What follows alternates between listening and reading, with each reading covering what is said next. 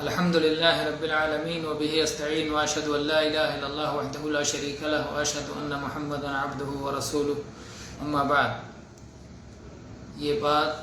آپ جانتے ہیں کہ ہر طرح کے غیب کا علم صرف اللہ کے پاس ہے۔ اللہ کے سوا کسی اور کے بارے میں یہ عقیدہ رکھنا کہ وہ غیب جانتا ہے،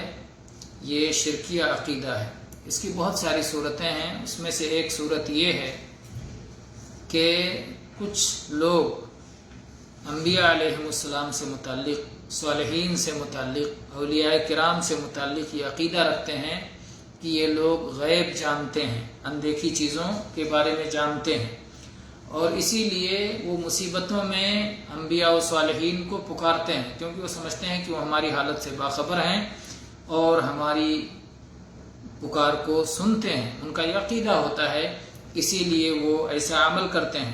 ان کی قبروں سے دور، بہت دور، یہ بھی نہیں کہ قبر کے پاس جا کے، ان کی قبروں سے بہت دور رہتے ہوئے، بلکہ بہت سارے زندوں کے بارے میں، بہت سارے لوگ اپنے پیر و مرشد کے بارے میں یہ سمجھتے ہیں کہ وہ میری ہر حالت سے باخبر ہے اور میں جو کچھ کہوں وہ سنتا ہے، اور جب میں مصیبت میں پکاروں تو میرے کام آتا ہے۔ تو اس طرح کا عقیدہ رکھنا یہ شرک اکبر ہے، اس سے آدمی دائرہ اسلام سے خارج ہو جائے گا۔ یہ قرآن پاک کی آیات اور نبی صلی اللہ علیہ وسلم کی صحیح احادیث کے پوری طرح سے خلاف ہے۔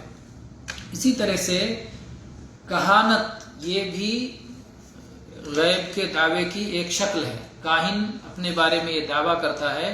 کہ اسے غیب کا علم ہے۔ عراف، رمال، جو لوگ ہاتھ کی لکیریں دیکھ کر کے یا زمین پہ کچھ ادھر ادھر کی لکیریں کھینچ کر کے یہ دعویٰ کرتے ہیں کہ جو چیزیں غائب ہیں، جو گم ہو گئی ہیں، ان کے بارے میں وہ بتا سکتے ہیں۔ غیب کے بارے میں کسی خبر دینے والے کی خبر کے بغیر وہ اس کی اطلاع کر لیتے ہیں۔ تو اگر کوئی شخص یہ جانتا ہے کہ کسی چیز کے واقع ہونے سے پہلے، یعنی مستقبل میں کیا ہونے والا ہے، اس کے بارے میں اگر کوئی شخص بتا سکتا ہے تو وہ شرک اکبر کا مرتکب ہے، چاہے اس کا دعویٰ ہو کہ وہ کنکریوں کے تھرو یا الف بے جیم دال حروف وغیرہ لکھ کر کے، یا زمین پہ لائنیں کھینچ کر کے، یا لوٹا گھما کر کے،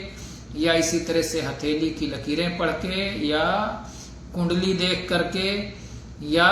کوئی بھی صورت اپنائے اور اس کے ذریعے سے مستقبل کی خبر دے کہ یہ شادی ٹھیک رہے گی، نہیں رہے گی، طلاق جو ہے کیسا رہے گا، کتنے بچے ہوں گے، جو ہے تجارت جو کرنے جا رہے ہیں اس میں آئندہ نفع ہوگا، نقصان ہوگا، قطعی طور پر جو خبر دے مستقبل کے بارے میں، تو یہ سب شرکیہ امور ہیں، شرک اکبر ہیں، اور اس کی وجہ سے آدمی دائرہ اسلام سے خارج ہو جاتا ہے۔ اللہ کے نبی صلی اللہ علیہ وسلم کا فرمان ہے، لیس منا من تطیر او تطیر لہ او تکہن او تکہن لہ او سحر او سحر لہ ومن اتی کاہنا فصدقہ بما یقول فقد کفر بما انزل علی محمد صلی اللہ علیہ وسلم۔ وہ ہم میں سے نہیں جو بدشگونی لے یا اس کے لیے بدشگونی لی جائے، یا وہ کہانت کرے یا اس کے لیے کہانت کی جائے، یا وہ خود جادو کرے یا اس کے لیے جادو کی جائے، اور